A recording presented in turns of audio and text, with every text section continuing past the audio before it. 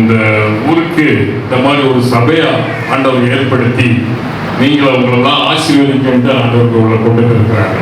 அதனால அவங்களை பார்க்கும்போது எனக்கு மிக மகிழ்ச்சியா இருக்குது, சந்தோஷமா இருக்குது. மேலும் இன்னொரு விஷயம் என்னன்னா, நான் இந்த மாதிரி கிராமத்தில் தான் பிறந்து வளர்ந்தவன். இங்கே உள்ள வரும்போதே எங்கள் கிராமம் ஞாபகம் வந்துச்சு. சின்ன வயசுல நான் எப்படி இருந்தேன் அப்படின்ட்டு. இந்த மாதிரி இந்த பிள்ளைகளும் கொஞ்சம் அழகா இருக்காங்க, இந்த பசங்களும் ரொம்ப அழகா இருக்காங்க. நான் அப்படி கூட இல்லை. அந்த மாதிரி ஒரு ட்ரௌசர்லாம் போட்டுக்கிட்டு அந்த மாதிரி நானும் இந்த மாதிரி தான் வந்து சபையில் உட்காந்துருப்பேன். இப்பெல்லாம் இங்கே இருந்த உடனே இந்த பழைய ஞாபகம் ஆண்டவர் திருப்பி பார்க்கலாம். அன்னைக்கு அப்படி இருந்த என்ன ஆண்டவர் இன்னைக்கு எப்படி ஆகியிருக்காரு அப்படிங்கிறதா என் வாழ்க்கையில ஆண்டவர் என்ன செஞ்சாரு, என்ன நடந்து அந்த காரியங்கள்லாம் செய்வேன். நான் வந்து பிரசங்கம் பண்ணக்கூடிய பெரிய தகுதி உள்ளவர்களும் கிடையாது. உங்க பாஸ்டர் நல்லா படித்து வேதத்தை நல்லா படித்து நல்ல ஆராய்ச்சி பண்ணி நல்ல ஆலோசனை கொடுக்குறாரு, நல்ல இது கொடுக்குறாரு. அந்த கம்பேர் பண்ணலாம் என்னால் பண்ண முடியாது. எனக்கு அந்த மாதிரி ஞானம்லாம் கிடையாது. அதனால எனக்கு வந்து நான் ஆண்டவர் என் வாழ்க்கையில என்ன செஞ்சாரு, என் வாழ்க்கையில என்ன செஞ்சாரோ செஞ்ச காரியங்களை மட்டும் நான் அவங்களுக்கு அந்த மாதிரி தான் சொல்ல வந்திருக்கிறேன் இன்னைக்கு. அதனால வந்து அதுக்கு முன்னாடி ஒரு சின்ன ஜெபம் பண்ணுவோம். எங்கள் பரலோக பிதாவே, பரிசுத்த தெய்வமே, கர்த்தராகிய ஆண்டவரே, இந்த நல்ல ஓய்வு நாளுக்காக ஸ்தோத்திரம் ஆண்டவரே. இந்த ஊருக்காக ஸ்தோத்திரிக்கிறேன், நன்றி செலுத்துகிறேன். இந்த ஊரில் உள்ள ஜனங்களுக்காக நான் நன்றி செலுத்துகிறேன் ஆண்டவரே. விசேஷித்த விதமாக அப்பா சகல ஜனங்களுக்கு இந்த ஜெப வீடு, என் ஜெப வீட்டில் உங்களை கொண்டு வந்து மகிழப்படுவேன் என்று சொல்லி அப்பா இவ்வளவு ஜனங்களை இந்த ஜெப வீட்டில் கொண்டு வந்து மகிழப்பட்டிருக்கேன் ஆண்டவரே. இவர்களுடைய வாழ்க்கையில அப்பா பெரிய அதிசயத்தையும் அற்புதத்தையும் அன்பையும் உடைய ரட்சிப்பையும் வெளிப்படுத்தி வரும் நாட்களில் ஆண்டவரே இந்த ஜனங்கள் அப்பா இந்த ஊருக்கு அப்பா இவர்கள் உயர்ந்தவர்களாக இவர்களை இங்கே ஆசீர்வதித்து அந்த இவர்கள் நிமித்தம் இந்த ஊரையும் இந்த ஊர் ஜனங்களையும் ஆசீர்வதிக்க வேண்டுமா என்று ஜெபிக்கின்றோம் ஆண்டவர். இந்த நாளை எங்களை கூட்டி கொடுத்த தயவுக்காக உங்களுக்கு நன்றி ஆண்டவரே. இப்பொழுதும் உடைய வேதத்தில் நீக்கியுள்ள ஒரு சில வார்த்தைகளை நாங்கள் ஆராய்ந்து தந்ததுக்காக ஸ்தோத்திரம் ஆண்டவரே. இப்பொழுது பேசுவது நான் அல்ல, நீர் ஆண்டவரே. அப்பா என்னை காண்போர் உண்மை காண வேண்டும். அப்பா என்னுடைய வாயின் வார்த்தைகள் எல்லாம் உடைய வார்த்தைகளா இருக்க வேண்டும் ஆண்டவரே. அப்படியானால் ஆண்டவரே கர்த்தாவே உடைய முகத்தையும் உடைய முகத்தின் ஒளியையும் என் மேல் பிரகாசிக்க செய்ய வேண்டுமா என்று ஜெபிக்கின்றோம். இந்த நாளுக்காக ஜெபிக்கிறோம் ஆண்டவர். இந்த சபையை ஆசீர்வதிக்கிறோம். இந்த ஊர் மக்கள் அனைவரையும் ஆசீர்வதித்து இயேசுவின் நாமத்தினாலே பேடிக் கொள்கிறேன். ஆமென். நான் வந்து என்னுடைய பேர் ஞானதாஸ். எனக்கு 3 பிள்ளைகள். ஒரு 3 பிள்ளைகள், மனைவி, என்னோட பிறந்தவங்க 6 பேர் எல்லாம் இருக்கிறோம். பாஸ்டர் ஆல்ரெடி உங்ககிட்ட சொல்லிட்டாரு. நான் எனக்கு பாஸ்டர் வந்து எங்கள் சொந்த அத்தை மகன். அவர் மூத்த பையன். நல்ல உற்சாகமாக எந்த ஒரு காரியத்தை எடுத்தாலும் உற்சாகமாக மற்றவங்களை ஊக்குவிக்கிறதுலையும் சரி, ஒத்துழையாக இருப்பார். அந்த மாதிரி எந்த ஒரு காரியத்தையும் நல்ல சுறுசுறுப்பாக செய்கிற ஒரு ஆண்டவரால் ஆசீர்வதிக்கப்பட்ட ஒரு தேவ மகன். அவர் உங்களுக்கு இந்த ஊருக்கு ஒரு ஊழியக்காரராக இந்த ஆண்டவருக்கு வைத்து ஏற்படுத்துறது இந்த ஊருக்கும் இந்த ஊர் மக்களுக்கும் ஒரு ஆசீர்வாதமான ஒரு சபையும் இந்த மாதிரி ஆண்டவர்களுக்கு கொடுத்துருக்க. நீங்கள் ஆசீர்வதிக்கப்பட்ட ஜனங்கள். ஆண்டவர் என்ன சொல்லியிருக்காருன்னா, சகல ஜனங்களுக்கும் ஒரு ஜெப வீடு, என் ஜெப வீட்டில் உங்களை கொண்டு வந்து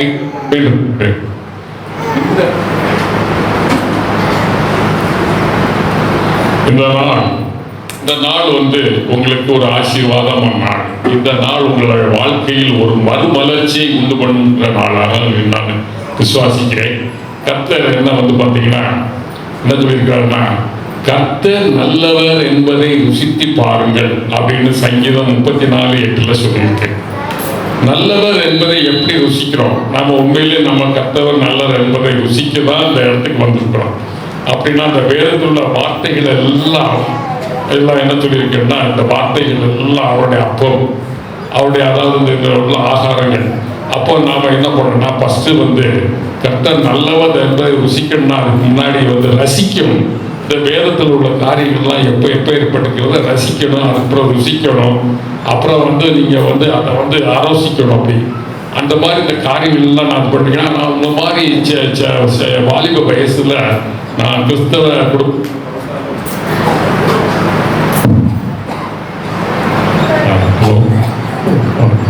நான் கிறிஸ்தவ குடும்பத்தில் நிறைய பேர் கிறிஸ்தவ குடும்பத்தில் பிறந்தாலும் அவர்கள் கிறிஸ்தவ வாழ்க்கை, கிறிஸ்துவனுடைய வாழ்க்கை வாழ்றதில்லை. நானும் அதே போல தான் உலகத்தில் இருந்தேன். பார்த்துங்க, கிறிஸ்தவ குடும்பத்தில் எங்கள் அப்பா அம்மா எங்கள் முன்னோர்கள்லாம் கிறிஸ்தவ குடும்பம் தான். ஆனால் கடமைக்காக சர்ச்சைக்கு போவேன், வருவேன், போவேன், அப்படிதான் தோணிய கிறிஸ்துவை இரட்சகராக ஏற்று அப்படி வாழ்க்கையில் இல்லை.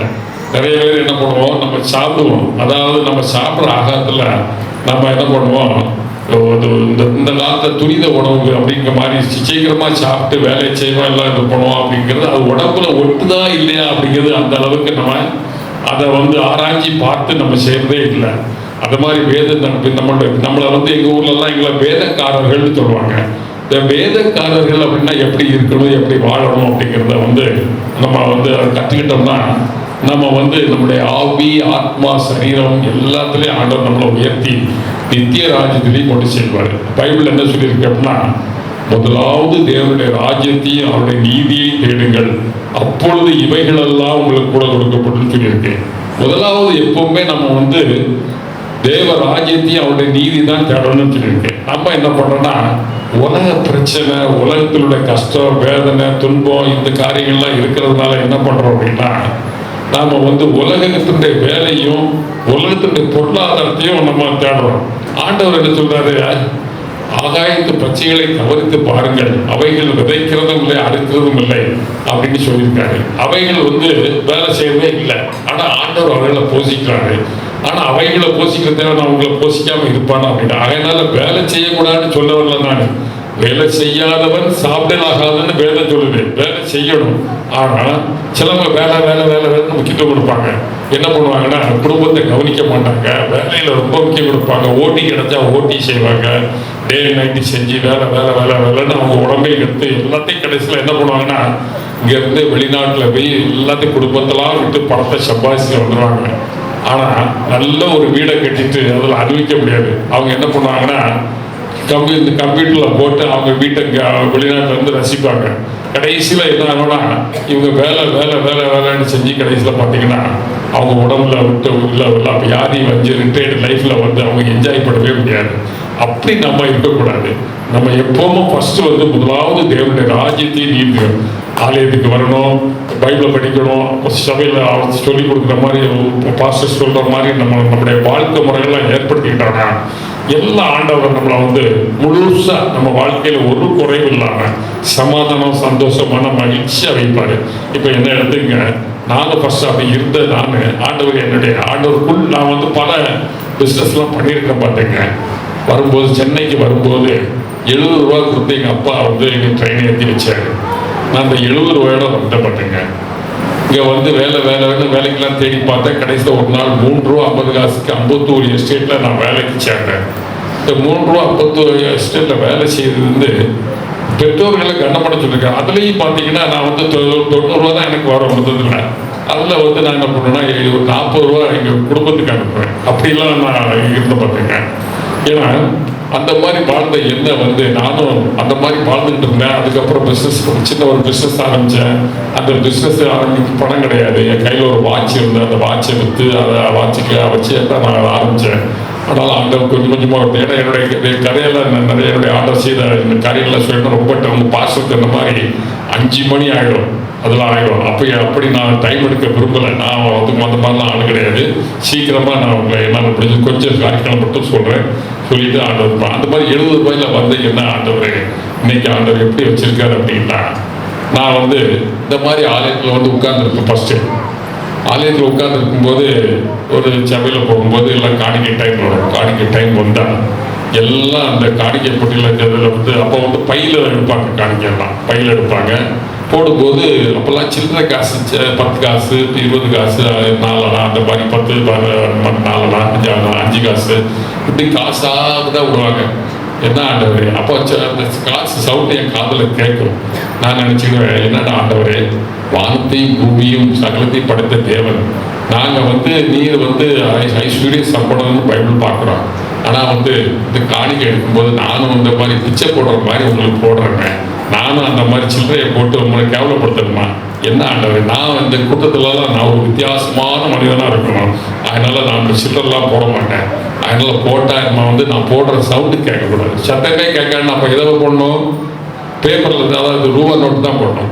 அப்போ இது அந்த காலகட்டத்தில் ரூபா நோட்டில், இப்போ ரூபா நோட்டுங்கிறது சாதாரண அந்த மாதிரி ஆகிப்போச்சு.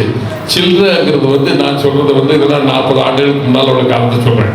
86 அந்த காலகட்டத்தில், 86ல் 75 76 அந்த பீரியடில் உள்ள காலகட்டத்தில் சொல்கிறேன். அப்போல்லாம் பணத்தினுடைய வேல்யூ ஜாஸ்தி. அப்போது இந்த மாதிரி இருக்கும்போது நான் ஆண்டவர்கிட்ட நான் சொல்கிறேன், ஆண்டவரே நானும் இந்த மாதிரிலாம் இருக்கக்கூடாது, இந்த மாதிரி. அதனால நீங்கள் வாரம் எனக்கு ரூபா நோட்டு ₹1 தாள் நான் ஃபஸ்ட்டு போடுவேன், ₹1 எனக்கு பேப்பராக நீங்கள் தாளாக தான் தரணும் அப்படின்னு சொல்லி ஆண்டவர்கிட்ட கேட்டேன். ஆண்டவரும் என்ன பண்ணாருன்னா, முதல்ல ஒரு 2 வாரம் ஒழுங்காக, 2-3 வாரம் அப்படியே எனக்கு கொடுத்தாரு ₹1. அந்த சனிக்கிழமை ஆயாச்சுன்னா வியாபாரம் நான் ஒரு பெரிய வியாபாரம் 10 ஸ்டேஜில் ஒரு கடை மாதிரி வச்சுருப்பேன், யாரும் இன்ஸ்டால்மெண்ட் கடை மாதிரி. அதில் ஆட்களே வரமாட்டாங்க, நாங்களாம் முயற்சி பண்ணி பண்ணணும். ஆனாலும் ₹1 வேணுங்கிறதுக்காக சனிக்கிழமை ஆகிட்டுனா என்ன வேணாலும் வர்ற கஷ்டப்பட்டு எதையாவது பொய்ய சொல்லி ₹1 எனக்கு வேணும்ல, அதுக்காக ஏதாவது ரூபாயை பிடிக்கணும் அப்படின்னு நினச்சி அப்படிலாம் செய்வோம் பார்த்துங்க. ஆனால் அந்த மாதிரி என்னை ஆண்டவர் பார்த்துட்டு தான் இருக்கிறாரு. அந்த நான் சொன்னதில் வைராக்கியமாக இருக்கிறங்கிறது மட்டும் ஆண்டவர் பார்த்துக்கிட்டாரு. ஆனால் சில காரியங்கள் ஆண்டவர் பிடிக்காத காரியங்கள் எனக்கு அநேகம் இருந்துச்சு. ஆனால் அந்த ₹1 சனிக்கிழமைனா எனக்கு ஆண்டவர் கொடுக்கலன்னு வச்சுங்க, கோபம் வந்துடணும். ஆண்டவரே என்ன ₹1 கூட உங்களால் கொடுக்க முடியாது, நான் இன்னைக்கு சர்ச்சைக்கு போக மாட்டேன் அப்படின்னு. அப்படி ஒரு 3 வாரம் நான் சரியாக போட்டுக்கிட்டு இருப்பேன். 4ஆவது வாரம் எனக்கு அந்த பணம் வராதோடனே எனக்கு ரொம்ப கோபம் ஆண்டவர் மேலே கோபம் வந்துடும். நான் போக மாட்டேன் ஆண்டவர் அப்படின்னு கோவிச்சுட்டு போக மாட்டேன். அப்புறம் அதுக்கடுத்த வாரம் பார்த்தா பணம் எனக்கு திடீர்னு அதிகமாக வந்துடும், அந்த சேர்த்து கொண்டு போட்டுருவேன். இப்படி ₹1 போட்டுக்கிட்டே இருந்தேன். அப்புறம் நானாக தீர்மானம் எடுத்துக்கிட்டேன். இந்த ஒவ்வொரு புது வருஷம் வரும்போது ஒரு தீர்மானத்தை எடுப்பேன்.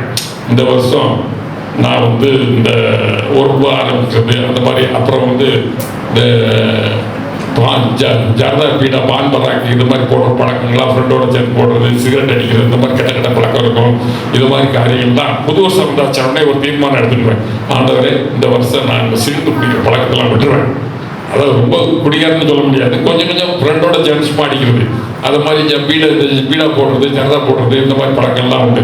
ஒவ்வொரு புது வருஷம் வந்தால் ஒரு தீர்மானத்தை எடுத்து உண்மை நான் தொடவே மாட்டேன் ஆண்டவர் அப்படின்னு ஒரு தீர்மானம் எடுத்துக்கிடுவேன். அப்போ அப்படி எடுத்துக்கிட்டு இந்த மாதிரிலாம் எடுத்துக்கிட்டு நான் அந்த ₹1 அதை வருஷம் இன்க்ரீஸ் பண்ணிக்கிட்டே போனோம். இந்த வருஷம் ₹1, அடுத்த வருஷம் ₹2 போடணும், அப்புறம் ₹3 போடணும். அப்படிதான் ஒரு தீர்மானம் எடுத்தேன். ஆனால் ஆண்டவர் பாருங்க, கொஞ்ச நாள் நான் போடும்போது இந்த ₹1 போடுற கதையிலே நிறைய தடுமாட்டங்கள், சிக்கல் இந்த மாதிரி வரும். ஏன்னா சோதனைகள்லாம் வரும். ஆனால் அதில் நான் வைராக்கியமாக இருக்கிறேன்னா அப்படிங்கிறத ஆண்டவர் பார்த்தாங்க. அந்த விஷயத்தில் நான் கொஞ்சம் வைராக்கியமாக இருந்ததுனால ₹1 அப்படி போட்டு ₹2 போடக்கூடிய நிலைமைக்கு வந்துட்டேன். அந்த ₹2 போட்டதுக்கு அப்புறம் பார்த்தீங்கன்னா அதுக்கடுத்த வருஷம் என்ன பண்ணால் ₹3 தான் போடணும். ஆனால் ஆண்டவர் என்ன பண்ணாருன்னா, ₹3ங்கிறது முழுத்தாளாக இல்லை. அதுக்கடையில் என்ன பண்ணாரு, ஆண்டவர் இந்த கொஞ்சமாக வியாபாரத்தில் பெருகப்பட்டாருங்க. அப்போ நான் என்ன பண்ணுறேன், ₹2 முழுத்தாளுக்கு அப்புறம் ₹5 தான் இருக்குது. ₹5க்கு அப்புறம் என்ன ஆகுதுன்னா ₹10, ₹10க்கு அப்புறம் ₹20, ₹50, இப்படி ஒவ்வொரு இதாக இருக்கா. இன்னைக்கு அந்த மாதிரி என் வாழ்க்கையில் ஆண்டவர் கொடுக்க ஆண்டவர் என்னை ஆசீர்வதிச்சு, இன்னைக்கு ஆண்டவர் பார்த்தீங்கன்னா எனக்கு எந்த இருக்குதோ நம்ம இந்தியாவில் என்ன பெரிய நோட்டு இருக்கோ அதை வாரம் கொடுக்கக்கூடிய அளவுக்கு என்ன ஆசீர்வதிச்சிட்டார் அந்த மாதிரி ஆண்டவர். நான் அப்போ சொன்னேன், என்ன ஆண்டவரே இன்னும் இந்த ₹2000 தானே பிரிண்ட் பண்ணிருக்கோம், ஒரு ₹10,000 பிரிண்ட் பண்ணால் நல்லா இருக்குமா, வாரம் கொடுத்தீங்கன்னா கொடுக்க ஆண்டவர் என்ன சொல்லியிருக்காரு. இந்த பைபிள் என்ன சொல்லியிருக்குது, அந்த காணிக்கையை தசபாதை கொடுத்து அதனால என்ன சோதித்து பாருங்கன்னு சோதிக்கிற ஆண்டவரை சோதிக்கிறது அந்த ஒரு இடம் தான் கொடுக்க முடியும். வேற எதுலையும் ஆண்டவரை நம்ம டெஸ்ட் பண்ண முடியாது. ஏன்னா மல்லிகையில் எடுத்தீங்கன்னா அதை என்னை சோதித்து பார் அப்படின்னு அதை சவால் விடுறாரு. அப்போ நானும் அதே மாதிரி பார்த்தீங்கன்னா அந்த சோதிச்சு என்ன பண்ண இடையில தரமாட்டங்களா வரும். ஆனாலும் அதில் வைராக்கியமாக இருக்க என்னுடைய வாழ்க்கையை ஆண்டவர் வைத்து இப்போ பார்த்தீங்கன்னா பெரிய ஒரு நோட்டை கொடுக்கக்கூடிய அளவில் ஆண்டவர் என்னை உயர்த்திட்டாரு. அதே மாதிரி பார்த்தீங்கன்னா எனக்கு பிஸ்னஸில் இருக்கும்போது நிறைய சோதனைகள், அதாவது ஆண்டோடைய பிள்ளைகளுக்கு சோதனையே வராதுன்னு சொல்ல முடியாது. சோதனை வந்தால் தான் நாம் அது எல்லாத்துலேயும் ஆண்டவருக்குள்ள பலப்பட முடியும். நம்ம அப்படிங்கிறதுக்காக சில சோதனை வெற்றி பெற முடியும். எப்படி நம்ம அதுக்கு தகுந்த ஞானத்தையும் தருவார். அதனால அதுக்காக சில சின்ன சோதனைகளை ஆண்டவரே அனுமதிப்பாரு. அந்த மாதிரி என் வாழ்க்கையில் நிறைய சோதனை வந்திருக்கு. அப்போ அந்த மாதிரி வரும்போது பார்த்தீங்கன்னா அந்த திடீர்னு வியாபாரத்தில் பணம் தேவைப்படும். பொண்ணை பார்த்தீங்கன்னா நான் ஆரம்பத்தில் வந்து ₹1 கொடுத்த என்ன வந்து ஆண்டவர் வந்து சர்ச்சுக்கு போனோன்னா அந்த சர்ச்சுக்கு என்ன தேவை அப்படின்னு அந்த சர்ச்சில் ஏதாவது வாழ்க்கைக்கு தேவையா அதை தேவையா தேவைன்னா அது மாதிரி ஏதாவது வாங்கி கொடுக்குற ஒரு பழக்கத்தை ஏற்படுத்திக்கிடுவேன். எப்பவுமே பார்த்தீங்கன்னா ஆண்டோடைய இதில் வந்து பார்த்தீங்கன்னா ஆண்டோடைய ஆலயத்தையும் ஆண்டோடைய ஊழியத்தையும் யாரு மேலும் கனப்படுத்துறாங்களோ அலங்கரிக்கிறாங்களோ அன்னைக்கு ஆண்டோடைய ஆலயத்தை அதை நல்லா அலங்கரித்து பாருங்க, மேன்மைப்படுத்தி கட்டுங்க, ஊழியத்தை கட்டி பாருங்க. ஆண்டவர் என்ன பண்ணுவாருன்னா உங்க குடும்பத்தை கட்டி அழகு பார்ப்பாரு, உங்களோட பிள்ளைகளையும் கட்டி அழகு பார்ப்பாரு. இது வந்து நான் வந்து அனுபவப்பட்டு தான் சொல்றேன். என்னுடைய இதில் வந்து நான் எக்ஸ்பீரியன்ஸா அனுபவப்படாமல் சொல்லலை. நான் சொல்றது வந்து வெறும் வார்த்தை கிடையாது, என்னுடைய ப்ராக்டிக்கல் லைஃப். எனக்கு 3 பிள்ளைகள், 3 பிள்ளைகளும் பார்த்தீங்கன்னா ஆண்டவர் வந்து எல்லாரையும் நல்லா படித்து நல்ல ஜாப்ல இருக்கிறாங்க. எல்லாத்தையும் ஆண்டவர் கம்பீரமாக உயர்ந்த ஸ்தலத்தில் வச்சிருக்கிறாரு. அதே மாதிரி நல்ல ஆண்டவர் எனக்கு நல்ல ஆசீர்வாதத்தை தந்து நல்ல உயர்வான இடத்துல வச்சு ஆண்டவர் மகிமையாக வச்சிருக்கிறாரு. எனக்கும் வந்து சில நேரங்களில் பிரச்சனை வரும். நான் பார்க்க முன்னால் நிற்கிறேன்னா எனக்கு 3 டைம் ஹார்ட் அட்டாக் வந்துருக்கு. ஆனால் எந்த ஹார்ட் அட்டாக் வந்தாலும் அதை பெருசாக இறக்கலாது. எங்கள் டாக்டர் ஹார்ட் அட்டாக் வரும்போது பார்த்தீங்கன்னா டாக்டர் எனக்கு வந்து இந்த ஆப்ரேஷன்லாம் பண்ணக்கூடாது டாக்டர் அப்படின்னு சொல்லுவாங்க. நீதிமான் எலும்புகள் ஒன்றும் முறிக்கப்படுவதில்லைன்னு பைபிளில் போட்டிருக்கு. அதனால என் எலும்புலாம் முறிக்கக்கூடாது, நீங்கள் ஆஞ்சியோபிளாஸ்ட்னு நரம்புல போய் உள்ள போட்டு அங்கே பிளாக் பண்ணுவாங்க, அந்த மாதிரி காரியங்கள் தான் செய்யணும் அப்படின்னா அது ரொம்ப டைம் முடியாது. அப்புறம் அவர் வாங்கினாலே சொன்னார் அதை மாதிரி ஜப்பானில் வந்து ஹார்ட் ஆப்ரேஷனே பண்ண மாட்டாங்க, அவங்க வந்து எல்லாம் பண்ணுவாங்க. ஏன்னா அவங்க ஜப்பானுடைய அவங்க இது பிரகாரம் வந்து ஹார்ட்டை ஒன்றும் பண்ணக்கூடாது ஒரு இது இருக்குது. அதனால தான் ஜப்பான் மக்கள்லாம் அப்படி தான் போடுவாங்க. பாருங்க, எனக்கு அடுத்தால நான் திருப்பி ஒன்றும் வராதுலாம் சொல்ல, வந்தாலும் நீங்கள் அடுத்த தடவை எனக்கு என்ன பண்ணணும் ஜப்பானில் போய் பண்ணிக்கிட்டேன் அப்படின்னா சும்மா. ஏன்னா விசுவாசத்தில் நான் எதையுமே வந்து வரக்கூடாதுன்னு நம்ம எதுவுமே தடுக்க முடியாது. தடுக்கிறது இதெல்லாம் நம்மள, ஏன்னா ஒரு பிரச்சனையும் வேதனையும் நமக்கு வர வர வர வர ஆண்களாக நம்மளை ஸ்ட்ரென்தன் பண்ணுவாங்க. இப்போ கூட பார்த்தீங்கன்னா எனக்கு இந்த இது வந்துட்டு, அதாவது இந்த ஸ்ட்ரோக்கு, அதாவது பக்கவாதம்னு சொல்லுவாங்கல்ல, வலது கால் வலது கையெல்லாம் பக்கவாதம் வந்துருச்சு, வந்து கொஞ்ச நாளாக இருக்குது. இப்போ இது கூட இது வந்து பக்கவாதம் வந்துட்டுங்கிறது நான் கவலையே பட்டது இல்லை. ஆண்டவரை ஒன்றும் தூசிக்கலை, இது பண்ணுறது இல்லை. அதனால அது ஆண்டவர் அதுக்கு நான் அன்னைக்கு படிச்சுட்டு இருக்கும்போது பார்த்தீங்கன்னா ஆண்டவர் வசனத்தை எனக்கு கொடுத்தார், வாக்குத்தத்தத்தை. சங்கீதம் 71:21 எடுத்து படிக்க பார்க்கலாம்.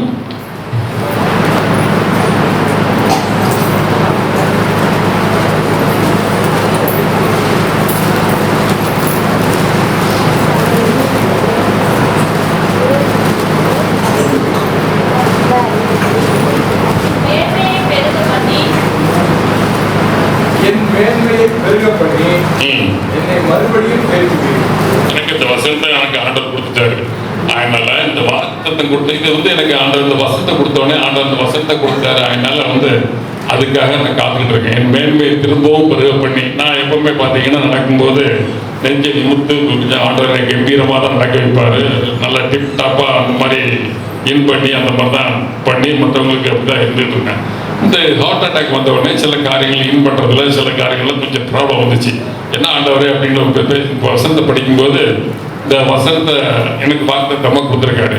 அதனால அடுத்த தடவை வரும்போது இந்த மாதிரி பிரச்சனையோட நான் அவங்ககிட்ட வந்து நிற்க மாட்டேன், அதெல்லாம் சரி பண்ணிடுவார் அப்படிங்கிற விசுவாசம் எனக்கு நிச்சயமாக இருக்குது. கர்த்தர் அந்த வாக்கியத்தை செய்வார் அப்படிங்கிறத நம்புறேன். அது முந்தின வசனத்தை படிங்க. அநேக இக்கட்டுகளையும் ஆபத்துகளையும் காணும்படி செய்த என்னை நீ திரும்பவும் உயிர்ப்பித்து திரும்பவும் என்னை பூமியின் பாதாளங்களில் இருந்து ஏறி வர பண்ணுவேன். ஆண்டவர் என்ன இக்கட்டு என்ன பிரச்சனை வந்தாலும் அவர் மேல விசுவாசத்துல மட்டும் நாம வந்து தவறாம அப்படி பண்ணிட்டு இருந்தா ஆண்டவர் நிச்சயமா நம்மளை வந்து ஆண்டவர் நல்லா உயர்த்தி பெரிய பெரிய காரியங்களை செய்வார் பார்த்தீங்க. அதே மாதிரி நம்ம வாழ்க்கையில வந்து பார்த்தீங்கன்னா விசுவாசத்துல எந்த பிரச்சனை வந்தாலும் சரி, சில நேரங்களில் தாவீது ராஜாவுக்கே எவ்வளவோ பிரச்சனை வந்திருக்கு. ஆனாலும் இந்த பிரச்சனை வரும்போது தாவீது சொல்றாரு, தாவீது தன்னைத்தான் திடப்படுத்தி கொண்டான் அப்படின்னு வசனம் இருக்குது. தன்னைத்தான் திடப்படுத்தி கொண்டான் அப்படின்ட்டு. அப்போ நம்மளே சுயமா சில நேரங்களில் நம்ம திடப்படுத்தி கொண்டு நம்ம வாழ்க்கையை அந்த மாதிரி நம்ம உருவாக்கணும். அதனால ஆண்டவர் பார்த்தீங்கன்னா இந்த மாதிரி காரியங்கள்லாம் உலகத்தில் இருக்கும். பிரச்சனைகள் வந்தால் பார்த்தீங்கன்னா நம்ம சோர்ந்து போகக்கூடாது. ஆண்டவர் அதில் வந்து வசனத்தை வந்து நம்ம படிக்கணும். வாலிப வயசில் பார்த்தீங்கன்னா நான் வந்து இந்த பைபிளை வந்து நைட்லாம் ரொம்ப நேரம் படித்தேன். படித்து அதில் நல்ல வசனங்களெல்லாம் அதாவது ஆசீர்வாத வசனங்களெல்லாம் நான் எனக்கு சாதமாக இருக்கிறதெல்லாம் நான் எடுத்து என்ன பண்ணுவேன், மார்க் பண்ணி வச்சு அதை மனப்பாடம் பண்ணிக்கிடுவேன். ஸோ அப்போ அந்த மாதிரி வசனத்தை நம்ம வந்து என்ன பண்ணால், நம்ம எவ்வளோக்கு எவ்வளோ நம்ம சாப்பிட்றோமோ அவ்வளோக்கு எவ்வளோ நமக்கு வந்து என்ன ஆகுனா பலன் கொள்ள முடியும். சின்ன வயசில் வாலிப சில ஆளுகளுக்கு எப்பா வாலிப சில வயசானவங்களாம் சொல்லுவாங்க, எப்பா இவனுக்கு வாலிப வயசில் சாப்பிட்ட சாப்பாடு தாப்பா எனக்கு இந்த பலன் இருக்கு அப்படிப்பாங்க. அதே மாதிரி வசனத்தை வந்து நீங்கள் அந்த வாலிப வயசில் சின்ன வயசில் எவ்வளோக்கு எவ்வளோ நீங்கள் இது பண்ணுறீங்களோ, பின்னால் வயசு ஆனதுக்கப்புறம் எனக்கு இப்போ 64 வயசு. ஏன்னா நான் வாலிப வயசில் அந்த சாப்பிட்ட வசனங்கள் தான் இப்போ எனக்கு திருப்பி வேலை செய்து பார்த்துங்க. ஏன்னா வசனத்தை எடுத்து திருப்பி என்ன பண்ணா, மாடு தான் சாப்பிட்டதை வந்து திருப்பி அதை எடுத்து அசை போட்டுக்கிட்டே இருக்கும். பார்த்தீங்களா? யாரெல்லாம் அப்படி பார்த்துருக்கீங்க மாடு? ஏன்னா மாடு அசை போடுறோம். அசை போடுறதுன்னா உள்ள சாப்பிட்ட ஆகாரத்தை திருப்பி கொண்டு வந்து அசை போடும்.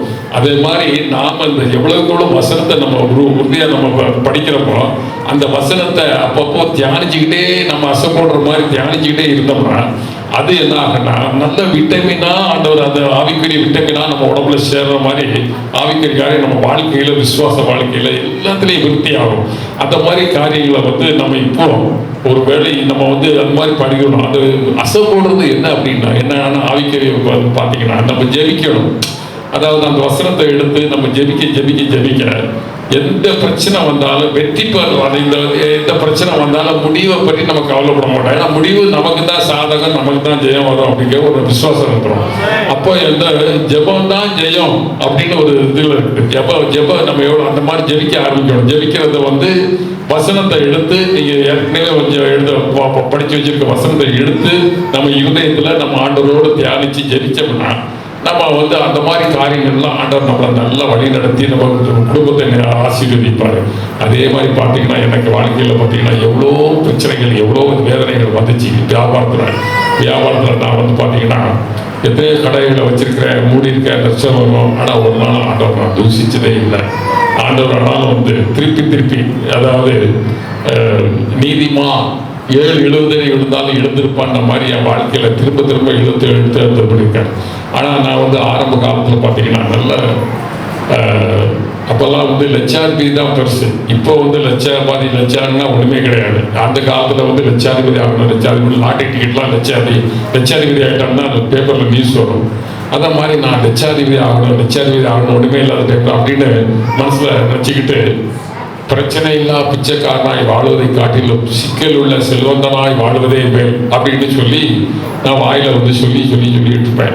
பைபிள் என்ன சொல்லியிருக்கேன் அப்படின்னா, உன் வாயின் வார்த்தையின்படியே ஆகிறது. ஜீவனும் மரணமும் வாயின் வார்த்தையில இருக்கான். அப்போ நான் அறியாம என்ன பண்ணேன், அந்த வயசுல அந்த ஆண்டவங்களை வர்றதுக்கு முன்னாடி அப்போ நான் லட்சதி ஆனதுக்காக அதாவது பிரச்சனை இல்லா பிச்சைக்காரனாய் வாழ்வதை காட்டிலும் சிக்கல் உள்ள செல்வந்தனாய் வாழ்வதே மேல் அப்படின்னு. கடைசியில் என்ன ஆகி போச்சு, அதே மாதிரி பிரச்சனை வந்து பார்த்தீங்கன்னா பல அமௌண்ட்டு பணங்கள் நல்ல வசதி, அதெல்லாம் வீடு காரு எல்லாம் வந்துட்டு எல்லா வசதிகளும் ஆண்டவர் என்ன பண்ணாருன்னா கொடுத்தாரு. ஆனால் என் வார்த்தையும் அதே மாதிரி ஏற்றுக்கிட்டாரு. ஏன்னா இப்போ என்ன பார்க்குறேன், எல்லாத்தையும் பார்க்குறேன், ஒரு 2 கோடிக்கு சொத்து எல்லாம் இருக்குன்னு வச்சுக்கலாம். வீடு காரு கடையில் உள்ள சரக்குலாம் 2 கோடி இருக்குன்னு வச்சுக்கலாம். நான் சொல்றது வந்து இதெல்லாம் வந்து ஒரு 90 அந்த பீரியடில் உள்ளது. இப்போ அதோடைய வேல்யூ பார்த்தீங்கன்னா எத்தனை மடங்கு ஜாஸ்தி. அப்போ இவ்வளோ இருக்குன்னா கடன் பார்த்தீங்கன்னா 2.25 கோடி வருது, 2.25 கோடி. அப்போ பிரச்சனை என்ன ஆகுதுன்னா, நான் எனக்கு வந்திருக்க அமௌண்ட்டை காட்டிலும் எனக்கு இருக்கிற சொந்த பாட்டிலும் பிரச்சனை ஜாஸ்தியாக இருக்கு. என்னடா எல்லாத்தையும் கணக்கு போட்டு பார்க்குறேன். என்ன கடைசியில் வந்து நம்ம வரும்போது 70 ரூபா டிக்கெட் கொடுத்து எங்கள் அப்பா பணம் கொடுத்து அனுப்புனாரு. இப்போ ஊருக்கு போகும்போது பார்த்தீங்கன்னா திருநெல்வேலிக்கு போனால் நம்மகிட்ட இருக்க பேண்ட் சட்டை எல்லாத்தையும் உருவி சட்டையும் கூட உருவி அனுப்பிடுவோம் கொடுத்துருக்கேன். இந்த லெவலில் கடனாளி ஆகிட்டேன் அப்படின்னு சொல்லி எனக்குள்ளே இருக்கேன். அதுக்கப்புறம் தான் ஆண்டவர்கிட்ட கொஞ்சம் இது பண்ணுறேன். ஏன்னா அதில் வந்து அப்போ ஆண்டவர்கிட்ட வந்து என்ன பண்ணுவோம்னா, நம்ம பணத்துக்காக ஆசீர்வாதத்துக்கு உலக ஆசீர்வாதத்துக்காக சில காரியங்களை தேடுவோம். ஆனால் வந்து உலக ஆசீர்வாதம் சரீர ஆசீர்வாதத்துக்காக சில காரியங்களை தேடுவோம். ஆனால் ஆவிக்குரிய ஆசீர்வாதத்தை நம்ம தேட மாட்டோம். அப்படிதான் நான் இருந்தேன். உலகத்தில் எனக்கு வந்து பணக்காரனா அதுதான் தேடினேன், அப்படிதான் இது பண்ணிட்டு இருந்தேன். ஆனால் நான் என்ன பண்ணேன், முதலாவது தேவனுடைய ராஜ்யத்தை நம்ம நான் தேடலை. முதலாவது தேவனுடைய ராஜ்யத்தை, அதுக்கப்புறம் நீதியையும் தேடுங்கள், அப்பொழுது இவைகளெல்லாம் உங்களுக்கு கூட கொடுக்கப்படும். இவைகள் என்கிறதுனா உலக ஆசீர்வாதம். உலக ஆசீர்வாதங்கள் எப்படி வரும் அப்படின்னா, இப்போ அந்த டிராக்டர்ல வந்து ஒரு நீளமா ஒரு கம்பி மாதிரி வச்சிருப்பாங்க மேக்னெட்ல, எங்களை பார்த்து இடத்துல வரும் மேக்னெட்ல, அந்த மேக்னெட் பின்னால தங்கி இருக்கும். அதை வந்து ரோட்ல ஓட்டிட்டு போகும்போது பார்த்தீங்கன்னா அந்த கீழே கிடக்கல ஆணி, துளு பிடிச்ச ஆணி, இது எல்லாம் அதில் ஒட்டிட்டு வந்துடும். அதில் ஒட்டி இழுத்துக்கிறோம். உலக ஆசீர்வாதம் வந்து அப்படிதான் பார்த்துக்க. நம்ம வந்து தேடல, நம்ம அதை பின்பற்றோம். நம்மளை தேடி வரும் உலக ஆசீர்வாதம். நம்ம அப்படி வாழ்க்கையை அமைக்கணும்னா என்ன பண்ணா, நம்ம வந்து வேதத்தை நல்லா படிக்கணும், தியானிக்கணும். அப்படின்னா முதலாவது தேவனுடைய ராஜ்யம்னா என்னன்னா, நம்ம பரலோக ராஜ்யத்துக்குரியதை தேடணும். அதை தேடி அதுக்குரிய மேன்மை அடைஞ்சிட்டோம்னா அந்த உலக ஆசீர்வாதம் லகுவா மாற்றிடுவாரு. லகு உலகத்துல வந்து வேலைக்கு சிலவங்க பார்த்தீங்கன்னா வேலை கிடைக்கல, நான் படிச்சிருக்கேன் வேலை கிடைக்கல அப்படின்னு ரொம்ப கஷ்டப்படுவாங்க. இது வந்து யாருன்னா உலக மனுஷனுக்கு. ஆண்டோடைய பிள்ளைகளுக்கு அப்படி கிடையாது. நல்ல வேலை கொடுப்பார் அப்படின்னா என்ன பண்ணுவான்னா, இப்போ வந்து ஒரு கழுகு இருக்குன்னு வச்சுக்கலாம், இந்த மேலே பறக்குது, பறந்த உடனே கொஞ்சம் தூரம் பறக்கும்போது ரெக்கையை அடிச்சு மேலே ஏறும். அதுக்கு மேலே பார்த்தீங்கன்னா கழுகு ரெக்கை அடிக்காது, அப்படி இந்த ரெக்கையை வந்து விரிச்சுக்கிட்டு மிதக்கும். அது பார்த்துருக்கீங்களா? அதுதான் லகுவாகும். அதாவது அப்போ வந்து ரெக்கை அடிச்சு மேலே கஷ்டப்பட்டு போடணும். அதே மாதிரி உலகத்துக்குரிய வேலையை வந்து நீங்கள் ரொம்ப ஸ்ட்ரெயின் பண்ணி தேட, ஆண்டவருக்குள்ள இருக்கிற பிள்ளைகளுக்கு ரொம்ப ஸ்ட்ரெயின் பண்ணி தேடலாம். ஆண்டவரை சார்ந்து எல்லா காரியங்களையும் ஆண்டவர்கிட்ட ஒப்பு கொடுத்துட்டீங்கன்னு வச்சுக்கேன். ஆண்டவர்கிட்ட சார்ந்த ஆண்டவரே இந்த காரியங்களை நீங்க பார்த்துக்க அப்படின்னு அவரே எப்பவுமே அவரே தஞ்சம் எல்லாத்துக்கும் அப்படிங்கிற மாதிரி ஒரு காரியங்கள் நீங்க உலக காரியம் அந்த மாதிரி ஆண்டவருடைய பிள்ளைகளை ஆயிட்டீங்கன்னு வச்சுக்கிறேன். அப்போ ஆண்டவர் என்ன பண்றாருன்னா, அவங்கள இது பண்ற உண்மையுள்ள மனுஷன் பரிபூர்ண ஆசீர்வாதங்களே பண்ணணும். ஆண்டவர்கிட்ட நீங்க உண்மையா இருக்கணும். உண்மையா இருந்தா பரிபூர்ண ஆசீர்வாதங்கள் கண்டிப்பா ஆண்டவர் கொடுப்பாரு. இந்த மாதிரி ஆண்டவர் உங்களை ஆசீர்வதிப்பார். இந்த மாதிரி பெரிய பெரிய காரியங்களை வர நாட்களில் செய்வார்னு நான் உங்களுக்கு இந்த சபையை வந்து பார்க்கும்போது, நீங்க வந்து இந்த சபைக்கு வந்தது நிமித்தம் நீங்க சாதாரண உலகத்தானே இருக்கக்கூடாது. உலகத்துல எல்லாரும் வேலை செய்தாங்க, கஷ்டப்பட்டாங்க. ஆனா நீங்க வந்து என்ன பண்றீங்க, நீங்க ஆசீர்வாதம் இப்போ வாங்குறீங்க, மற்றவங்களையும் ஆசீர்வதிக்கணும். ஆபிரகாம் பார்த்து ஆண்டவர் சொல்றாரு, இந்த உன் நிமித்தம் தேசங்களையும் ஆசீர்வதிப்பாரா, மற்றவங்களையும் ஆசீர்வதிப்பா. நீங்க வந்து மற்றவங்களை ஆசீர்வதிக்கிறவங்களா மாறணும். அப்பதான் நீங்க வந்து உண்மையுள்ள மனுஷன் பரிபூர்ண ஆசீர்வாதங்களை பெறுவார் அப்படின்ட்டு. ஏன்னா பைபிள் பார்த்தீங்கன்னா யோசேப்பு பார்த்தீங்கன்னா, யோசேப்பு ஆரம்பத்தில் அவங்க சகோதரர்கள்லாம் குழிக்குள்ள தூக்கி போட்டு அப்படிலாம் கஷ்டப்பட்டு போனாங்க, கஷ்டப்படுத்தினாங்க. அப்புறம் வந்து பார்வோனுடைய அரண்மனைக்கு போயிட்டு ஜெயிலில் கிடந்தா, 13 வருஷம் ஜெயிலில் கிடந்தா. அதுக்கப்புறமா பார்த்தீங்கன்னா அவனை வந்து அந்த தேசத்துக்கே அதிபதியாக ஆண்டவர் மாற்றி தேசத்தில் வந்து பிரதம மந்திரியாக மாற்றி அதுக்கப்புறம் அவங்க குடும்பத்தார்கள் எல்லாம் வந்தாங்க. அவன் நிமித்தம் அப்போ எல்லாரையும் ஆசீர்வதிக்கிற மனுஷன மாட்டான். அதே மாதிரி நாமளும் வந்து என்ன பண்ணா, நம்மளை கொண்டு மற்றவங்களை ஆசீர்வதிக்கிறோம். நம்ம குடும்பம் அப்படின்னு இல்லாதபடி நாம வந்து மற்றவங்களுக்கு ஆவிக்குரிய வாழ்க்கையில வேதத்தை சொல்லணும். அது நிமித்தம் அவங்க வந்து அவங்களுடைய வாழ்க்கை முறை நடைமுறை வாழ்க்கையில எல்லாம் மாறணும். ஒழுக்கங்கள் நம்ம அந்த மாதிரி இருக்கணும். நல்ல கெட்ட பழக்கங்கள் நீங்கணும். ஆவிக்குரிய காரியங்கள்லாம் நல்லா வளர்ந்து அவங்க அப்படி மாறி அவங்கள மாற்றணும். இதுதான் வந்து நம்ம வந்து ஆண்டவருக்கு செய்கிற தொண்டு, ஆண்டவருக்கு செய்கிற ஊழியம். ஏன்னா பாருங்க, நான் கேள்விப்பட்டேன், அதாவது ஒரு குடும்பம் வந்து 2 குடும்பத்தை உலகத்தில் ஒரு 7 சந்ததி 7 தலைமுறைக்கு ஆராய்ச்சி பார்த்தாங்கன்னா, ஒரு குடும்பம் வந்து ஆண்டவருக்கு நல்ல பயந்து பக்தியாக வந்து ஊழியம் செய்கிற குடும்பம். ஒரு குடும்பம் பக்தி எதுவுமே இல்லாம கெட்ட பழக்கங்களுக்கு அடிமையான குடும்பம். இந்த 2 குடும்பத்தையும் எடுத்து ஆராய்ச்சி பண்ணி பார்த்தாங்கன்னா ஒரு 7 சந்ததிக்கு, அதுல ஆண்டவருக்கு பயந்த குடும்பத்துக்கு வந்து 963 பேர். அந்த ஆண்டவருக்கு பயப்படாத குடும்பம் வந்து 1200 சில்லற பேர். இவ்வளவு பேர் 7 தலைமுறைக்கு. இவங்க எல்லாத்தையும் இந்த சந்ததியுடைய வாழ்க்கை எப்படி வாழ்ந்திருக்காங்க, எப்படி இருக்கிறாங்க அப்படின்னு ஆராய்ச்சி பண்ணுவானா, அந்த ஆண்டவருக்கு பிரியமில்லாமல் நடந்தவருடைய அவங்க வாழ்க்கை முறை சந்ததியை பார்த்தா பெரிய குடிகாரர்களாக வாழ்ந்திருக்காங்க. அப்புறம் பார்த்தீங்கன்னா அவர்கள் விபச்சாரக்காரர்களாக வந்திருக்காங்க. அடிதடி, கொள்ளை, கொலை, இந்த மாதிரி அந்த அவங்க லைனே வேற செப்பரேட். உலகத்தில் உள்ள தேவ பக்தி இல்லாதனால அவங்க குடும்பம் அந்த மாதிரி வாழ்ந்த அந்த சந்ததி எல்லாம் பார்த்தீங்கன்னா ஒரு ஒழுங்கீனமான குடும்பமாக வந்து குறுகிய காலத்தில் இறந்து போயிருக்கிறாங்க. அதாவது முழுமையான ஒரு நல்ல நீடிய ஆயுஸ் இல்லாதபடி அப்படியே இறந்துருக்கிறாங்க. அந்த மாதிரி இருந்திருக்காங்க.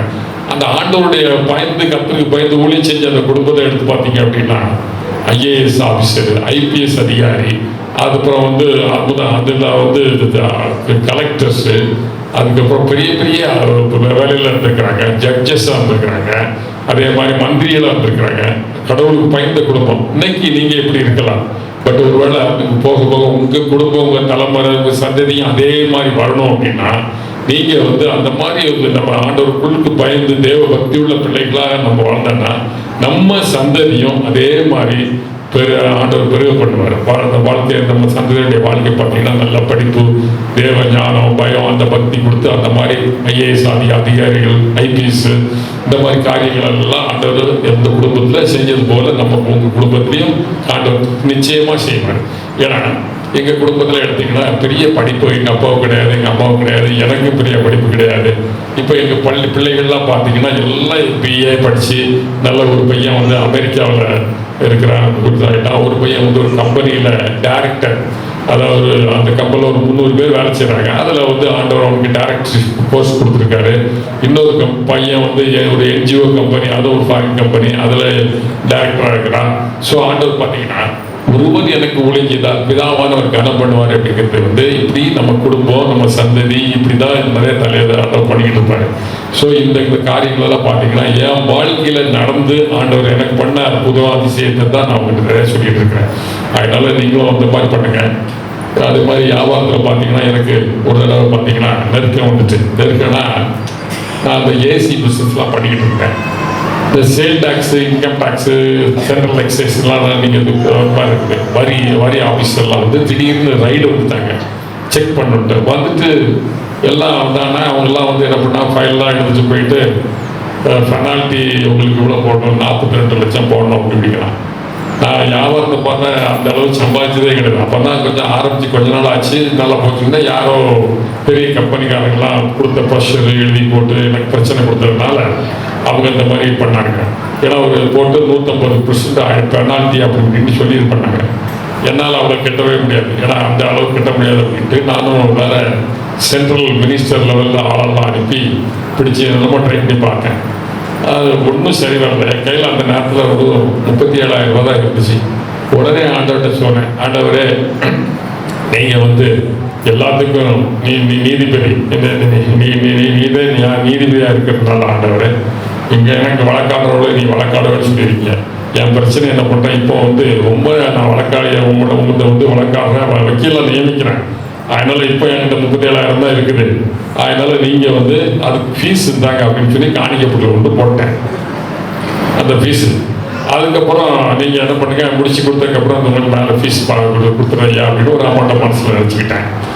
ஸோ பார்த்தீங்கன்னா அந்த கேஸு நாளாக ஆக அப்படியே என்ன ஆகி போட்டு ஒன்றுமே இல்லாமல் ஆகி போச்சு. ஏன்னா நாள் ஆக ஆக அதே மாதிரி அது வந்து இதாகி போச்சு. அந்த மாதிரி பார்த்தீங்கன்னா நான் வந்து ஒரு ஆண்டவரே நீ தான் பரம வைத்தியர் அப்படின்னு சொல்லியிருக்கீங்களா, நான் உங்களுக்கு உலகத்தில் கொஞ்சம் வைத்தியர் உங்களுக்கு தேவைன்னு சொல்லியிருக்காரு. வைத்தியம் பார்த்தாலும் எங்கள் டாக்டர்கிட்ட போனேன். பார்த்தா டாக்டர்கிட்ட போகும்போது பார்த்தீங்கன்னா அவர் என்ன எழுதி போட்டிருந்தாரு, பி ட்ரீட் காட் ஹீல் அப்படின்னு போட்டிருந்தாரு. நாங்கள் வந்து உங்களுக்கு இந்த இதான் கொடுக்க முடியும், பி ட்ரீட் என்ன சொல்றது, நாங்கள் மருந்து தான் கொடுக்க முடியும், ஆனால் கடவுள் தான் உங்களுக்கு சுகம் கொடுக்க முடியும்னு அவரே எழுதி போட்டிருந்தாரு. டாக்டர் ஒரு உண்மையான இதை எழுதி போட்டிருக்கீங்கள, உங்களால் வந்து ட்ரீட்மெண்ட் தான் கொடுக்க முடியும், ஆனால் கடவுள் தான் ஹீல் கொடுக்க முடியும் அப்படின்ட்டு. அதனால நான் உங்களை நம்பி வரல, நீங்கள் அடுத்தால் எழுதி வச்சிருக்கீங்களா, அவர் தான் என் கூட இருக்காரு அப்படின்னு சொல்லி அவர்கிட்ட ட்ரீட்மெண்ட் எடுத்துக்கிடுவேன். ஆனால் எடுத்துட்டு என்ன பண்ணுவோம் அப்படின்னா ஹீல் பண்ணுறவர்கிட்ட ஆண்டவரே ஒரு காணிக்கைன்னு ஒரு இது பண்ணுவோம். ஏன்னா அந்த மாதிரி ஒரு முடிவு பண்ணி இது பண்ணால் எல்லாத்துலேயும் பிரச்சனை வந்தாலும் அதுலேருந்து தைரியமாக எழுந்து நிற்கிறதுக்கு ஆண்டவர் எல்லா பலனையும் அனுப்பி கொடுக்குறாரு. அதே மாதிரி பார்த்தீங்கன்னா புதுசாக உன் எண்ணங்களை விரிவாக்க அப்படின்னு இருக்காரு. நீங்கள் கூட ஒவ்வொரு எண்ணங்களை விரிவாக்கணும், வித்தியாசமாக ஆண்டவர்கிட்ட கேட்கணும். ஏன்னா யாருமே கேட்காத இதை வந்து நாம் வந்து ஆண்டவர்கிட்ட புதுசாக இது பண்ணணும். ஏன்னா நான் சொல்வேன் ஆண்டவர்கிட்ட, என்ன ஆண்டவரே நான் ஏதாவது புதுசாக ஒரு வசனத்தை ஏதாவது எழுதலாம் அப்படின்னா நீங்க அப்பனுக்கும் பிள்ளைக்குமே எல்லாத்தையும் கொடுத்துட்டீங்க. அவனுக்கு உன்னை போல ஞானம் உலகத்துல இனி யாரும் இருக்க போறதில்லன்னு சாலமோன் கொடுத்துட்டீங்க. தாவீதுக்கு இருக்கிற எல்லா சங்கீதத்தை எடுத்தா எல்லாம் அவன் தான். அதுல இருந்தா நாங்க காப்பி அடிக்கிற மாதிரி இருக்கு. நாங்க சுயமா ஏதாவது ஒரு புதுசா ஒரு சங்கீதத்துல ஒரு வசனமாக ஏதாவது உருவாக்க முடியுமா? எந்த அப்பாவுக்கும் பிள்ளைக்கும் 2 பேருக்குமே நீங்க கொடுத்துட்டீங்க.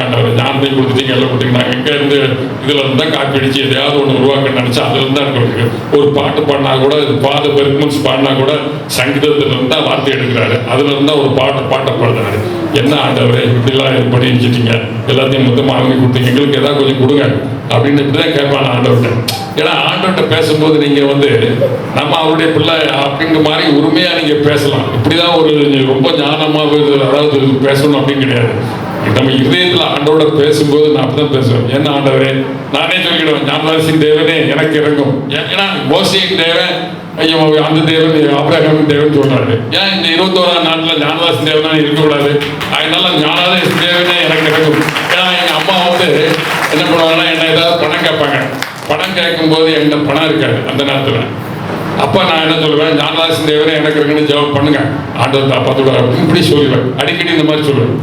ஏன்னா நானும் அப்படிதான் நினைக்கிறது. ஏன்னா அந்த மாதிரி ஒரு ஆண்டவர் நம்மளை எலியாவின் தேவனே அப்படின்னா எலியா என்னென்ன காரியங்கள்லாம் செஞ்சாரு, அந்த மாதிரி நம்மளை கொண்டு ஆண்டவர் எதாவது செய்யணும் அப்படின்னு நாம ஒவ்வொருத்தரும் விருப்பணும். உன் மன விருப்பத்தின்படி தந்தள்ளி உன் வேண்டுதல்களை எல்லாம் நிறைவேற்றுவேன்னு சொல்லியிருக்காரு. அந்த வார்த்தையெல்லாம் சொல்லியிருக்கலாம். அதனால எனக்கும் அப்படி செய்யணும். எலியாவின் தேவனை அந்த காலத்துல இவ்வளவு காலத்துக்கு முன்னாடி சொன்னாங்க. இந்த காலத்துல 21ஆம் நூற்றாண்டுல ஏன் ஞானத்தை செஞ்சவனை நீங்க சொல்லக்கூடாது அப்படின்னு ஆண்டவர்கிட்ட நீங்க கேட்கணும். கேட்கிறவன் எவனும் பெற்றுக்கொள்கிறான். என் நாமத்தினாலே நீங்கள் எதை எதை கேட்கிறோ அதையெல்லாம் தருவன்னு சொல்லியிருக்கீங்களா, நான் கேட்கிறேன் அப்படின்னு நான் அந்த விசுவாசத்துல அப்படியே ஆர்க்கியிடம் போட்டிருக்கேன் எப்பவுமே அந்த மாதிரி. ஏன்னா நம்ம நமக்கு கோபம் வந்தாலும் எரிச்சல் வந்தாலும் என்ன பண்ணலாம், எதையாவது நீங்க கல்லு கூட எங்க இருந்து எடுக்கணும்னா பைபிள்ல இருந்தா எடுக்கணும். ஒரு மனுஷன் அடிக்கணும் கோபம் வந்துச்சுன்னு வச்சுக்கலாம், வேதத்துல உள்ள ஒரு கல்லு, வேதத்துல உள்ள வசனத்தை கல்லு மாதிரி எடுத்து நீங்க அடிக்கிற மாதிரி அப்படித்தான் பண்ணணும். அந்த மாதிரி தான் வார்த்தை வரணும். ஏன்னா நான் அப்படித்தான் நினைப்பேன். அடிக்கும் போது வேதத்துல வசனம் வேசத்துக்கு கம்பா இருந்தாலும் சரி, எதா இருந்தாலும் சரி, வேதத்துல வசனத்தை வச்சே குத்துவேன். அந்த மாதிரி நாம வேதத்துல ஊறி போகணும். அந்த மாதிரி நீங்க வேதத்தை நீங்க படிச்சு ஆரம்பிச்சீங்கன்னா ஆண்டவர் உங்களோட இருக்கிறார் என்றாலே நீங்க ஒன்றை குறித்து கவலைப்பட வேண்டியதில்லை. ஒன்றை குறித்து கவலைப்படாதே, கர்த்தராகிய நான் உன்னோடு கூட இருக்கிறேனே அப்படின்னு ஆண்டவர் சொல்லியிருக்காரு. நான் அந்த மாதிரி எழுதியிருக்கேன்னா, நான் இங்க வீட்டில் ஒரு போட்டோலாம் போட்டு ஆண்டவர் பக்கத்துல போட்டு வரைஞ்சி அதில் போட்டிருக்கேன். கர்த்தரை எப்பொழுது எனக்கு முன்பாக வைத்திருக்கிறேன், அவர் என் வலது பாசத்தில் வீட்டிருக்கிறபடியால் நான் அசைக்கப்படுவதில்லை அப்படின்னு இந்த வசனத்தை அடிக்கடி சொல்லுவேன். அதே மாதிரி கர்த்தரை வலது பாசத்துல போட்டேன். நான் அது கீழே வசனத்தை போட்டு அவர் பக்கத்துல இருக்கிற மாதிரி போட்டேன் விசுவாசத்துல. அதே மாதிரி தான் என் வாழ்க்கையில் ஆண்டவர் எந்த பிரச்சனை வந்தாலும் சரி அசைச்சு யார் என்ன பண்ணாலும் சரி முடிவு எனக்கு வெற்றி தான் அப்படி எனக்கு தான் அப்படிங்கிறது எனக்கு நல்லாவே தெரியும். அதெல்லாம் அந்த இடத்துல அசைக்கப்படுவதில்லை, ஷேக் பண்ணுவான். ஷேக் பண்ணி பார்த்து சாத்தான் என்ன பண்ணுவான், யாராவது விட்டு எதாவது பண்ணி பார்ப்பான். அந்த நேரம் நமக்குள்ள மனசுல ஒரு சின்ன ஒரு பய உணர்ச்சி எல்லாம் வரதான் செய்யும். வந்தாலும் என் ஆத்மாவே நீ ஏன் கலங்குகிறாய் அப்படின்னு அந்த மாதிரி வசனத்தை இது பண்ணுறோம். அதனால நம்ம ஆத்மா கலக்க வந்த மாதிரி தான் அந்த வசனத்தை எடுத்து இப்படி சொல்லணும். இந்த மாதிரி பண்ணணும். பிரச்சனைகள் வரும்போது ஆண்டவரே, ஏதாவது பக்கத்து வீட்டுக்காரன் ஏதாவது பிரச்சனை பண்ணானா எல்லாரும் கொஞ்சம் ஆண்டவரே பாதை ஒரு கூடாரத்தை அடையாளம் சொல்லியிருக்கீங்க ஆண்டவரே, ஏன்டா ஆண்டவரே அப்படின்னு சொல்லி வசனம் சொல்லும். பிரச்சனை வராமல் போகாது. ஏன்னா நீதிமான்களுக்கு வரும் சோதனைகள் அநேகமாய் இருக்கும், அவைகளில் எல்லாம் கர்த்தர் அவனை உயர்த்துவார்னு வசனம் அப்படிதான் சொல்லுது. ஏன்னா பிரச்சனை வரலன்னா உங்களுக்கு பலம் வராது, பயம். அதாவது நம்ம பிரச்சனையை மேற்கொண்டு தான் நமக்குள்ள சக்தி வரும், நமக்குள்ள ஒரு இது வரும். நீங்க நீங்க அதனால நம்ம பலப்படுத்தினாலே பிரச்சனைகள் வந்துதான் ஆகும். வந்தாதான் அவனைதான் யார பெரிய ஒரு மனுஷனை யார ஆண்டவர் முன்குறித்திற்கு பெருசாகணும்னு நினைக்கிறாரோ அவங்களுக்கு ஆண்டவர் பிரச்சனை கொடுப்பாரு. இப்ப நான்லாம் பிரச்சனை வரும்போது ஆண்டவர் என்ன கொண்டு பெரிய காரியம் செய்ய திட்டமிட்டிருக்காரு. அதனாலதான் இனி ஆண்டவர் இந்த மாதிரி பிரச்சனை எல்லாம் இது பண்றாரு அப்படின்ட்டு. ஏன்னா பக்கத்து வீட்டுக்காரன் என்ன பண்ணிட்டான், எங்க இடத்தையும் சேர்த்து பட்டா வாங்கிட்டான். ஒரு 3 பேர் லேண்ட் பக்கத்துல சுத்தி இருக்காங்க. அப்போ அவன் என்ன பண்றான்னா அந்த பட்டாபுரம் அளக்கணுங்கிறாங்க. இதை அளந்தா எங்க வீட்டெல்லாம் இடிக்க வேண்டியிருக்குது. அப்புறம் திருப்பி நாங்க மேல அதிகாரிகளை பார்த்து எங்களுடைய பிளான் டீட்டெயில்ஸ் எல்லாத்தையும் கொண்டு கொடுத்தா அவன் தப்பு பண்ணியிருக்காங்களே தெரிஞ்சு போச்சு. அப்போ பார்த்தீங்கன்னா இந்த பிரச்சனையை மேற்கொண்டதுக்கு நாங்கள் பெரிய பெரிய அதிகாரிகள்லாம் பார்க்க வேண்டிய சூழ்நிலை வந்துச்சு. அது வரைக்கும் போலீஸ்னா நம்ம பயப்படுறோம், என்னடா போலீஸ் கிட்ட போயிட்டு. இந்த பிரச்சனைக்காக போகும்போது ஒரு தடவை 2 தடவை போகும்போது போலீஸுங்கிற பயமே போயிடுச்சு, அதிகாரிங்கிற பயமே போயிடுச்சு. இது வரலன்னா இப்போ அந்த சட்ட திட்டங்கள்லாம் ஒண்ணுமே தெரியாது. அப்ப எங்க பிள்ளைகளுக்கும் ஒண்ணும் தெரியாது.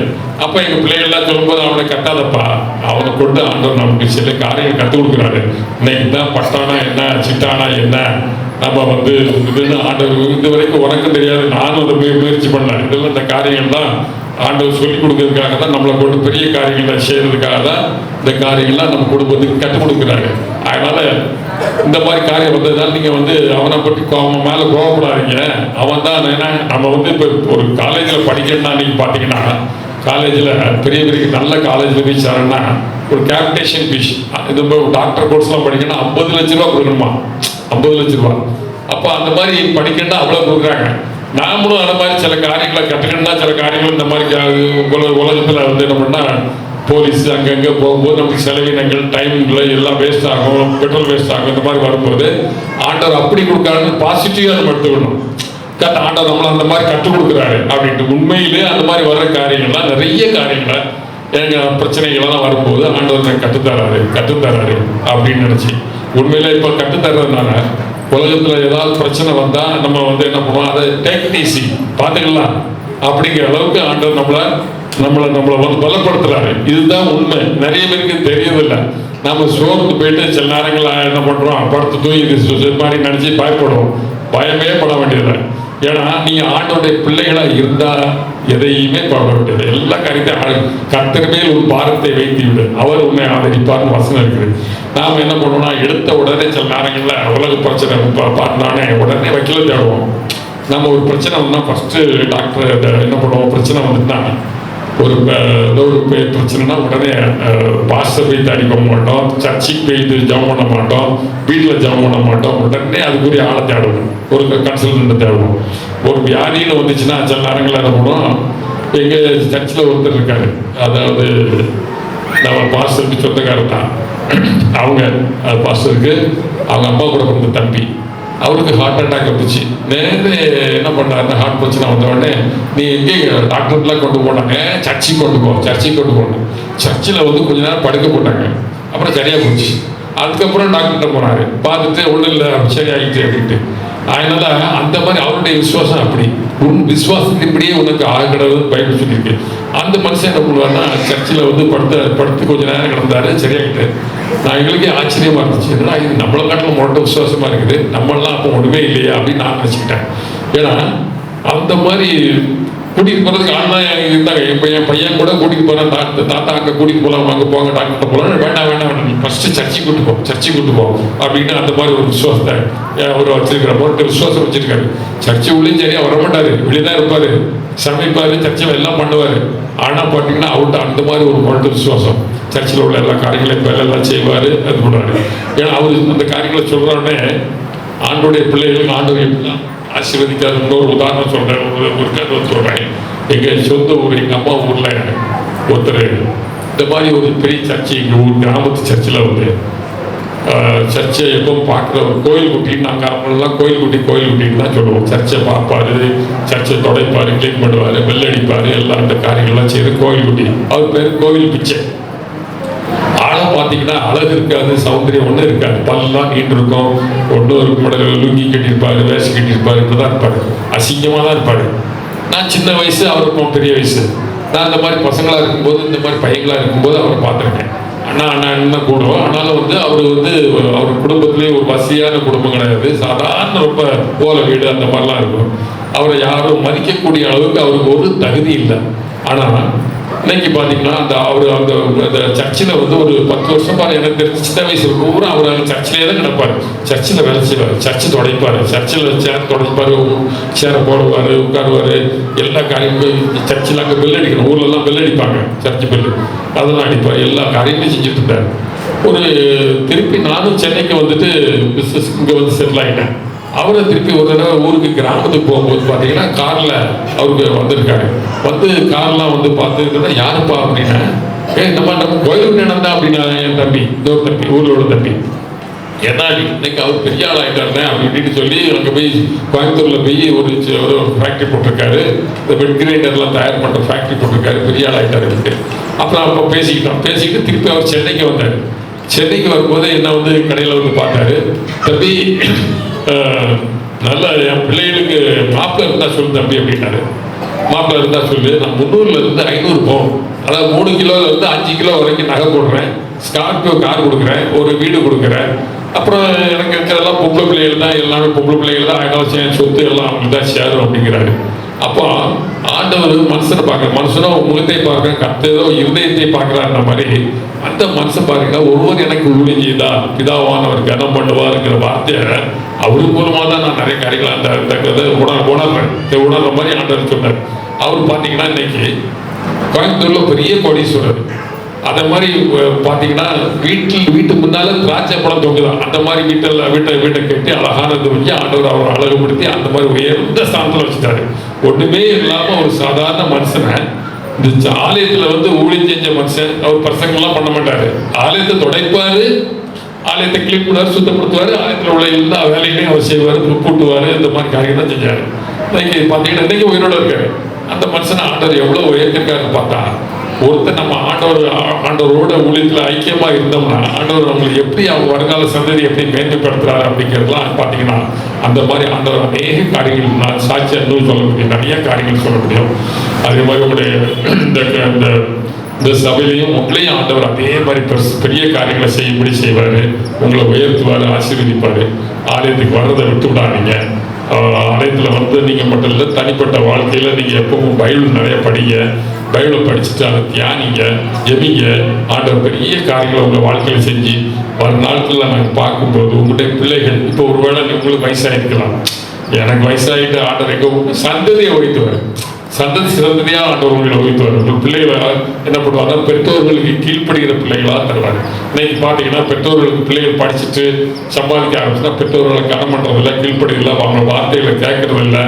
ஏன்னா அவங்க பிள்ளைகள் படித்த உடனே எங்கள் அப்பாவுக்கெல்லாம் அவங்க அந்தளவு ஞானம் இல்லை, ஏன்னா அவங்களுக்கெல்லாம் படியாதவங்க அப்படிங்கிற மாதிரி பிள்ளைகள் சில பிள்ளைகள் வந்து அந்த மாதிரி தான் நடந்துடுறாங்க.